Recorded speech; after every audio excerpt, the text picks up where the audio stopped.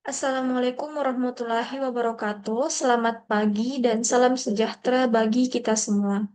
Pertama yang saya hormati eh, Ibu dosen saya, dosen pembimbing Ibu Lydia Surjani Tatura, ST MSI. Nah, perkenalkan saya Arif Veronica Panigoro dengan NIM 5514240025.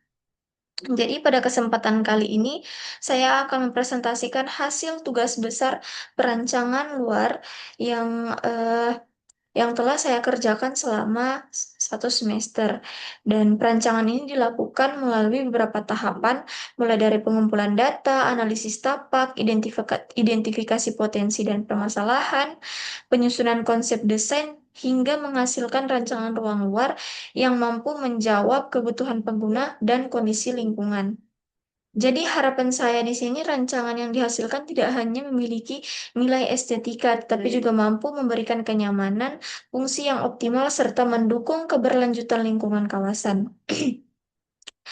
Eh, Kemudian kita masuk di slide yang kedua, ada analisis tapak. Jadi tahapan pertama yang kita lakukan itu adalah menganalisis tapak. Jadi pada tahap ini saya mempelajari lokasi tapak, luas lahan, batas-batas kawasan, aksibilitas, serta kondisi lingkungan yang ada di sekitarnya.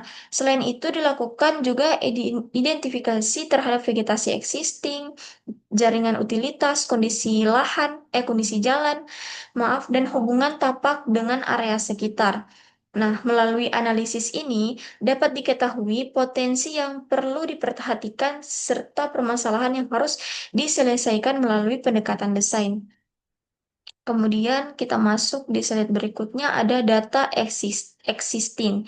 Nah, selanjutnya dilakukan analisis kondisi existing. Jadi, dari hasil analisis ini diketahui bahwa terdapat area-area tertentu yang menerima paparan matahari secara langsung sehingga membutuhkan elemen peneduh. Serta sementara itu arah angin dimanfaatkan untuk menciptakan kenyamanan termal pada kawasan. Nah, kemudian kita masuk di slide berikutnya ada gambar eh, konturnya.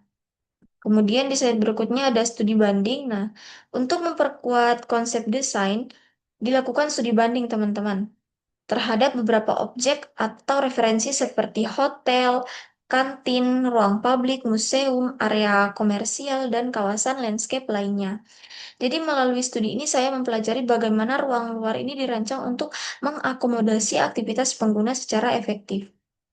Jadi eh, hasil studi banding ini kemudian menjadi referensi yang diadaptasi sesuai kebutuhan dan karakteristik karakteristik tapak yang dirancang. Kemudian slide berikutnya ada zoning. Di sini ada zoning tapaknya.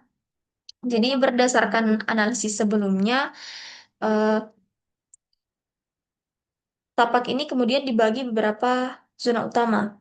Zona tersebut terdiri dari zona publik, semi-publik, zona privat, dan juga zona servis. Selain itu, zoning juga membantu menciptakan hierarki ruang yang lebih terstruktur. Kemudian kita masuk di konsep sirkulasi. Nah, konsep sirkulasi ini dirancang untuk menciptakan pola pergerakan yang aman, efisien, dan mudah dipahami. Nah, selain memperhatikan fungsi, pola sirkulasi ini juga dirancang untuk memberikan pengalaman ruang yang menarik bagi pengguna saat bergerak di dalam kawasan. Kemudian di slide berikutnya ada konsep vegetasi. Nah, di konsep vegetasi ini merupakan salah satu elemen utama dalam perancangan ruang luar. Nah, vegetasi peneduh ditempatkan pada area aktivitas utama untuk meningkatkan kenyamanan termal. Dengan demikian, vegetasi tidak hanya berfungsi secara visual, tetapi juga memberikan manfaat ekologis bagi lingkungan. Kemudian, berikutnya ini ada side plan saya yang menggunakan digital, dan ini pula ada kontur yang menggunakan digital.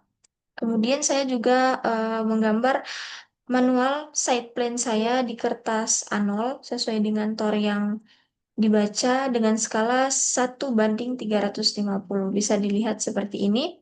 Dan side plan ini merupakan hasil integrasi seluruh analisis dan konsep yang telah dilakukan sebelumnya.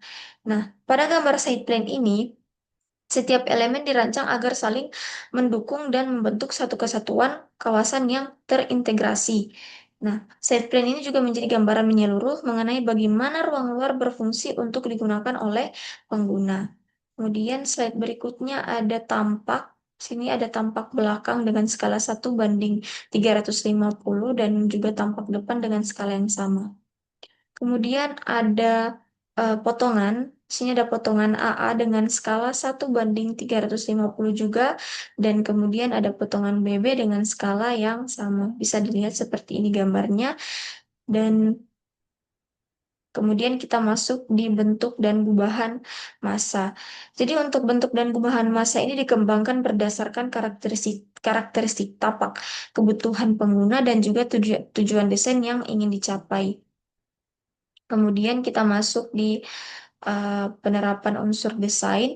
Dalam proses perancangan ini diterapkan berbagai unsur desain seperti titik, garis, bidang, tekstur warna, dan skala. Eh, Bidang digunakan untuk membentuk ruang dan aktivitas, garis digunakan untuk mengarahkan pergerakan pengguna, sedangkan tekstur memberikan karakteristik visual pada pesan. Kemudian ada struktur dan konstruksi landscape. Nah, pada material hardscape dipilih berdasarkan fungsi, daya tahan, dan kemudahan perawatan. Selain itu, furniture landscape seperti bangku, lampu, taman, tempat sampah, dan elemen pendukung lainnya ditempatkan untuk meningkatkan kenyamanan pengguna. Kemudian juga ada langgam desain.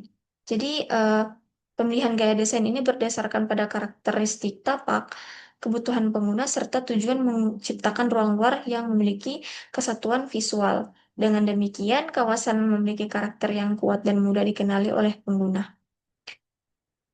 Kemudian, nah ini sudah lembaran asistensi untuk perancangan ruang luar dan kesimpulannya. eh, Jadi, kesimpulannya di sini berdasarkan seluruh proses analisis dan perancangan yang telah kami lakukan, diperoleh rancangan ruang luar yang mampu menjawab kebutuhan fungsi, kenyamanan, estetika, dan aspek lingkungan. Jadi dengan demikian, perancangan luar ini tidak hanya menghasilkan kawasan yang menarik secara visual, teman-teman, tetapi juga mampu meningkatkan kualitas aktivitas dan kualitas lingkungan secara keseluruhan. Jadi mungkin itu saja presentasi pada video kali ini dari saya. Langsung saja saya tutup. Bila ada salah atau kurang saya mohon maaf. Wabillahi taufiq wal hidayah. Wassalamualaikum warahmatullahi wabarakatuh.